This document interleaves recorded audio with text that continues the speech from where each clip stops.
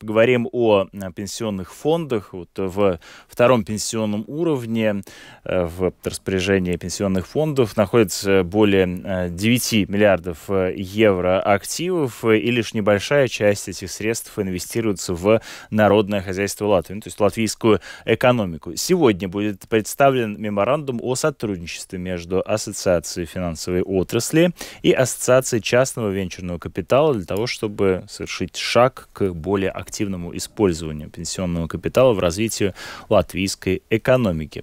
Подробнее об этой теме мы поговорим прямо сейчас. Вместе с нами глава Ассоциации финансовой отрасли Улдис Цербс. Приветствуем вас. Labrīt.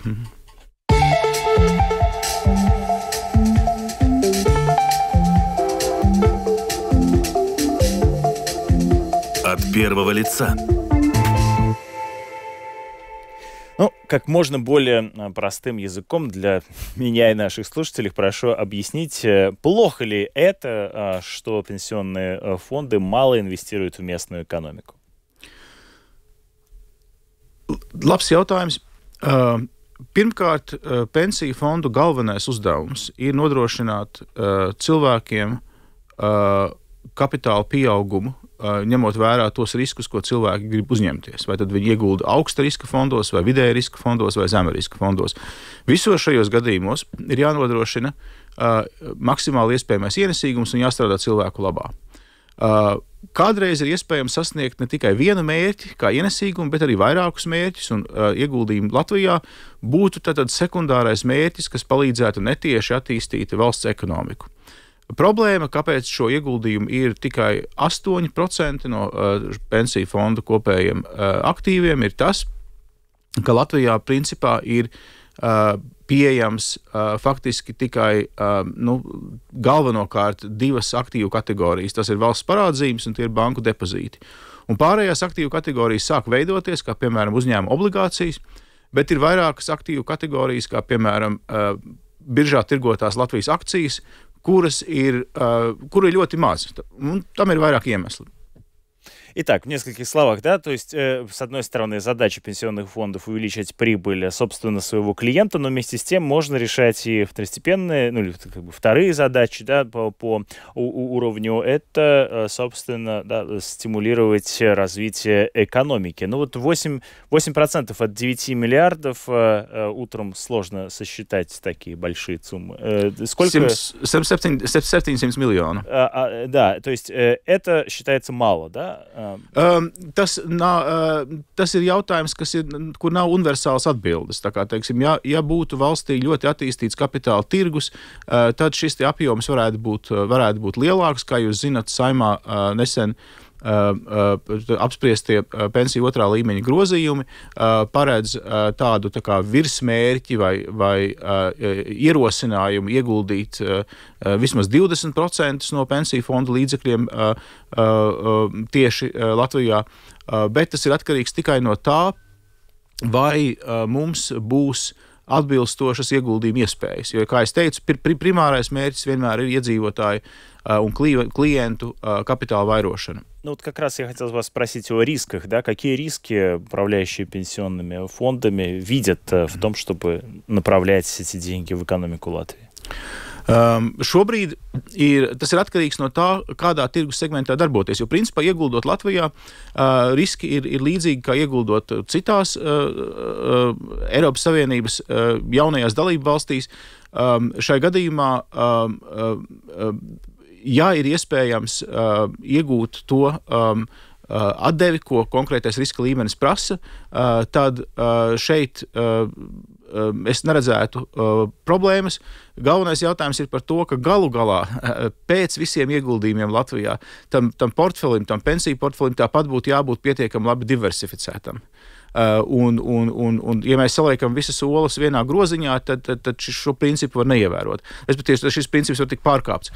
Tā kā, teiksim, šeit no ieguldījumiem Latvijā, es domāju, kad ir pats galvenais, ko es gribēju teikt, ir tas, ka mums pārvaldītājiem ir iespējas ieguldīt Latvijā, ja ir atbilstoši instrumenti. Un šobrīd, kā jūs pieminējāt, teiksim, tad tie instrumenti, kur ir pieejami, ir valsts parādzīmes, korporatīvās obligācijas, banku depozīti, un arī jau sāk veidoties un ir veikti ieguldījumi vairākos riska kapitāla fondos, kas palīdz tieši finansēt riskantākus проекtus Латвии. То есть нужно вкладывать, да, в различные фонды. Это принцип, да, диверсификации, который позволит в данном случае увеличить прибыль от вложений. Что изменит подписание сегодняшнего меморандума? Расскажите об этом подробнее. Nu, ja mēs runājam par tām aktīvu kategorijām, kurās Latvijā var ieguldīt, jā, valsts parādzības ir absolūti lielākā aktīvu kategorija, aiz viņas banku depozīti. Mēs nevaram ietekmēt valsts uzņēmumu privatizāciju caur biržu. To, ko mēs varam ietekmēt, mēs varam ietekmēt to, ka vairāk pensiju naudas līdzekļi tiek ieguldīti tieši dažādos riska kapitāla fondos, kas finansē Latvijas mazos un vidēji lielos vai arī citus ātri augošus uzņēmumus. Vai arī projektus, kas attiecās uz infrastruktūru, projektus, kas attiecās uz dažādu Latvijai raksturīgo dabas resursu, tādu kā mežu apguvi. Un šeit mēs saredzam perspektīvu, un tas ir tas iemesls, kāpēc arī Finanšu nozares asociācija un Latvijas iespēju kapitāla asociācija ir parakstījusi savstarpēju memorandu, lai veicinātu mūsu biedru savstarpēju komunikāciju un kopējas projektus tieši starp pensiju fondu pārvaldītājiem un riska kapitāla fondu pārvaldītājiem. А не противоречит ли это тому принципу, о котором вы говорили, стремлению к тому, чтобы увеличить, собственно, доход от вложений? Tas ir ļoti būtiski, ka šādiem ieguldījumiem riska kapitāla fondos būtu jāveicina tieši ieguldītāju peļņa, un tāpēc es gribu uzsvērt, ka šie pensiju fondu ieguldījumi Latvijā var notikt tikai finansiāli veiksmīgos проектos. Напомню, что вместе с нами глава Ассоциации финансовой отрасли Улдис Цербс. Я хотел бы, воспользовавшись возможностью нашего с вами разговора, поговорить с вами и о других темах. Ну вот буквально со вчерашнего дня, с 10 июня, в Латвию вступили в силу поправки, усиливающие ответственность за нарушение международных санкций. Как вы можете их прокомментировать? Как вообще сейчас работает механизм контроля за том, чтобы компании, с которыми ты сотрудничаешь, не пытались обходить санкции? Nu, pirmkārt, es gribēju paskaidrot, par ko šeit ir runa. Tad runājot par starptautiskām sankcijām, tipisks piemērs būtu Eiropas Savienības sankcijas pret Krieviju vai pret Baltkrieviju. Un tātad šīs sankcijas aizliedz sadarboties ar specifiskiem uzņēmumiem, ar specifiskām personām, un kas attiecās uz šo sadarbības aizliegumu, tad ir runa gan par tiešo, gan par netiešo sadarbību. Tā kā nav svara tam, vai šīs preces aizliegtās tiek eksportētas tiešo uz Krieviju, vai viņas tiek eksportētas caur Kazahiju, piemēram.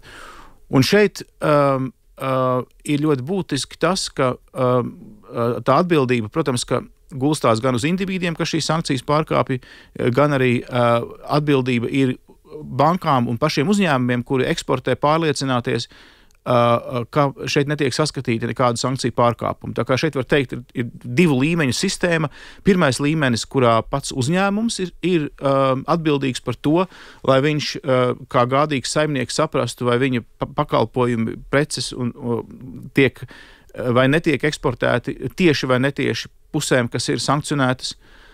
Un otrs arī, protams, ka savu iespēju robežās, cik tālu tie darījumi tiek organizēti caur banku. Arī banka var, izmantojot savas sistēmas un pieredzi un riska novērtējumu, censties identificēt šāda veida darījumus. Un kas attiecās uz bankas pienākumiem, tad, ja viņai ir pamatots aizdomas, ka notiek izvairīšanās no starptautiskām санкcijām, viņai par to ir jāziņo Finanšu izlūkdienestam.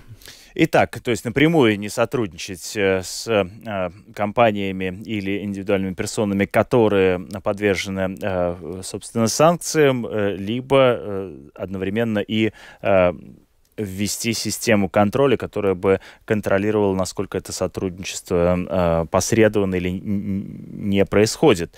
В этой связи возникает вопрос, насколько у банков или у финансовых институций хватает ресурсов для того, чтобы такого рода контроль проводить. Это что требует от самих по себе финансовых институций? Es gribēju varbūt tomēr precizēt jūsu tulkojumu uz manu iepriekšējo jautājumu, ka šeit ir runa par to, ka uzņēmumiem ir pienākums tātad pildīt starptautiskās sankcijas un veicināt, respektīvi, un izvairīties gan no tiešiem, gan arī no netiešiem sankciju pārkāpumiem. Tas ir īpaši svarīgi, ka tad arī, ja tiek organizētas dažāda veida schēmas, ar kur palīdzību tiek apietas starptautiskās sankcijas pret personām Krievijā vai Baltkrievijā, arī šajā gadījumā tas ir sankciju pārkāpums. Un tas ir tas, kas, par ko ir īpaši jādomā. А что касается непосредственно контроля банков, как он на данный момент существует, как он действует?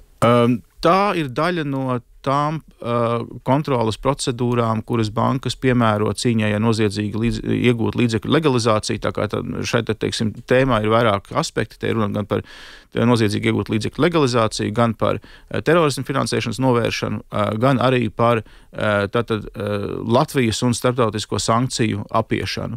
Un te ir runa gan par to, ka bankas ir spējīgas identificēt tieši sankciju pārkāpumu, ja tad nauda tiek pārskaitīta personai, kas ir sankcionēta. Un bankām ir jābūt arī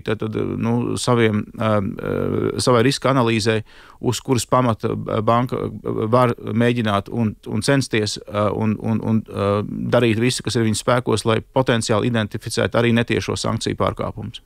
А как в данном случае сохранить баланс между, с одной стороны, соблюдением закона, исследованием антисанкционного режима, с другой стороны, ведением нормальной экономической деятельности? Es domāju, ka šādas prasības nav jaunas, un prasības mēģināt identificēt netiešos sankciju pārkāpumus eksistē jau gadu desmitiem. Tā kā principā te ir jautājums par to, ka bankām šīs darbība ir jāveic balstoties tieši uz risku analīzi, un bankām ir jāspēj identificēt, piemēram, teiksim, tos ekonomikas sektorus, kuros sankciju pārkāpuma risks ir vislielākais, tās sadarbības partneru valstis, kuros šis pārkāpuma risks ir lielāks, un arī varbūt tos savu klientu veidus, kuriem ir lielākā iespēja šādas sankcijas pārkāpt. Tie ir tikai 3 piemēri. Tā kā tā atbild uz to jūsu jautājumu, kā ievērot šīs prasības, pilnībā nenoslāpējot uzņēmēju darbības garu, ir, ka tas ir jādara balstoties uz riskos bāzētu pieeju. Насколько сейчас активно жители Латвии берут кредиты? Насколько легко им их получить? Какие-то здесь есть изменения или нет? Nu, šobrīd var teikt, ka kreditēšana aug ievērojami ātrāk kā ekonomika. Ja ekonomika tiek prognozēta šogad, ka viņa augs aptuveni par 1%, tad kreditēšanā mēs šobrīd esam kā valsts, manuprāt, ka 5. ātrāk augošā valsts eirozonā attiecībā uz kreditēšanu, jo kredīta portfels ir tīpaši privātu personām aug par 5%. Bet neskatoties uz šīm pozitīvajām ziņām, tomēr ir diezgan lielas jautājuma zīme par to, kā pagājušajā gadā pieņemtais solidaritātes nodoklis, kas tiek piemērots banku sistēmai, kā viņš ietekmēs turpmāko kreditēšanas izaugsmu, banku riska apetīti un kredītu cenu. Ну вот вы упомянули о прогнозе роста латвийской экономики. Буквально недавно, несколько минут назад до вашего прихода его обсуждали, о том, что Банк Латвии резко снизил прогноз экономического роста на этот год. Как вы оцениваете эту новость? Что нам, латвийцам, ожидать от этого прогноза, от роста экономики? Почему так? Nu, mēs jau vairākus gadus dzīvojam lēnas ekonomiskās izaugsmas apstākļos. Tam galvenie iemesli ir saistīti ar ģeopolitisko situāciju un to, ka pietiekami ātri neattīstās arī tās partneru valstis, kurām Latvija eksportē. Eirozonā kopumā ir lēns pieaugums, salīdzinot, piemēram, ar ASV, vai, protams, arī salīdzinot ar Āzijas valstīm. Vai arī ar jaunatīstības valstīm, kur pieaugums ir daudz straujāks. Tā kā varētu teikt, ka Eirozona jau labu laiku velk uz leju kopējo pasaules koproduktu pieaugumu. Šeit pats galvenais droši vien, ka Latvijai ir izmantot šo iespēju un raudzīties, kā mēs varam stiprināt savu konkurētspēju arī šajos sarežģītajos ģeopolitiskajos apstākļos. Спасибо вам большое за участие в нашей программе сегодня. Глава Ассоциации финансовой отрасли Улдис Цербс был вместе с нами. Благодарю напоминаю, что в эфире Латвийского радио 4 продолжает звучать программа «Домская площадь». Домская площадь. С добрым утром!